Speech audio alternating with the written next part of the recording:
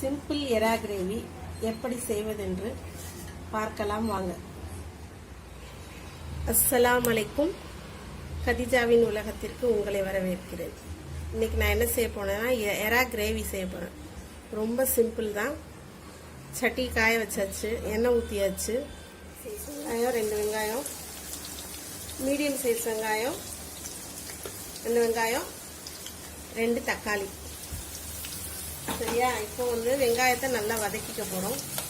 இதுக்கு நான் என்னென்ன போட போகிறேன்னா 2 மீடியம் 1 கிலோ எறாவுக்கு 2 மீடியம் சைஸ் வெங்காயம், 2 தக்காளி, 1 ஸ்பூன் மிளகாத்தூள், 1/2 ஸ்பூன் மஞ்சத்தூள், 1 ஸ்பூன் இஞ்சி பூண்டு விழுது. 1 ஸ்பூன்னா ஒரு டேபிள் ஸ்பூன் வச்சுக்கோங்களேன் இஞ்சி பூண்டு விழுது. இவ்வளோதான். இந்த மொட்டை எத்தனை 1 2 3 4 5 பொருள் தான். வெங்காயம், தக்காளி, மிளகாத்தூள், மஞ்சத்தூள், இஞ்சி பூண்டு, அவ்வளோதான். இதை வச்சு தான் நம்ம இன்னைக்கு கிரேவி செய்ய போகிறோம்.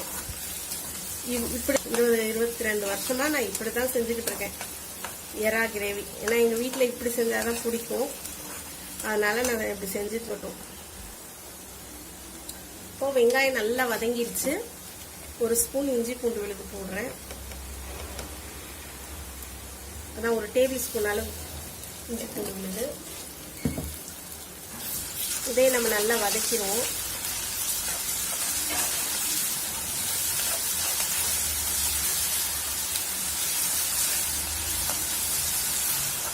இதோடய இப்போ பாருங்க தக்காளி, உப்பு அதிலே போட்டிருக்கேன். தேவையான அளவு உப்பு அதையே போட்டுருவோம். ஏன்னா இஞ்சி பூண்டு போடையிலே தக்காளி போட்டால் தான் தக்காளி நல்லா மசியணும். எப்படின்னா அதனால தான் இவ்வளோ கம்மியாக போடுறேன். தக்காளி நல்லா கொஞ்சம் மசிய வேகட்டும். அதுக்கப்புறம் மிளகாத்தூள் மஞ்சள். தக்காளி நல்லா மசிஞ்சிருச்சு. என்ன செய்ய போகிறோம், 1 ஸ்பூன் மிளகாத்தூள்,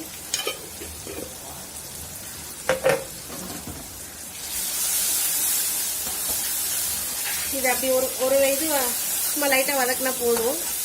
நான் ரொம்ப நேரம் விட்டால் கருகிரும். அதனால லேசாக அப்படி வதங்கவுமே இப்போ எறா வச்சு கொட்டிடும். இதான் 1 கிலோ எறா கொட்டியாச்சு. இப்போ இறால தண்ணி வேற விடும். அதனால இதை நல்லா வதக்கணும். வதங்கி சுருளை வதக்கினதுக்கப்புறம் தான் இதை இது பண்ணணும். அவ்வளோதான். எல்லா பொருளும் போட்டாச்சு.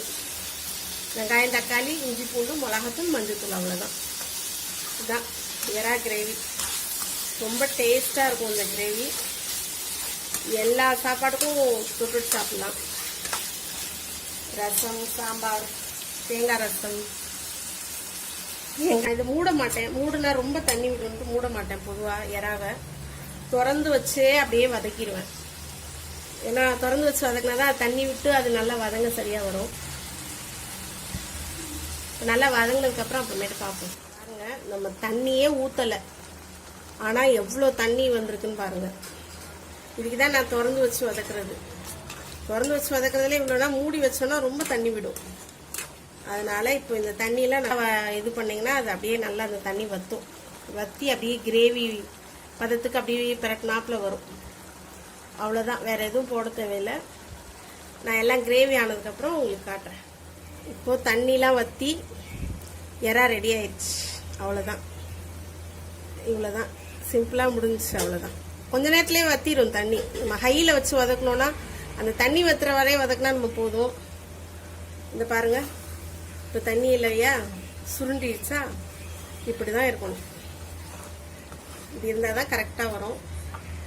இப்போது வேறு பவுலுக்கு ட்ரான்ஸ்ஃபர் பண்ணிடலாம்.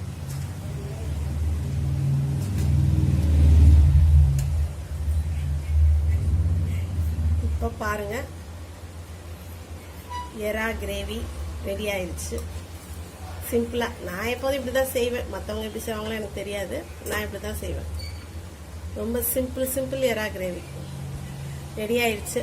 இந்த வீடியோ பிடிச்சிருந்தா லைக் பண்ணுங்கள், ஷேர் பண்ணுங்கள், கமெண்ட் பண்ணுங்கள், சப்ஸ்கிரைபர் பண்ணுங்கள்.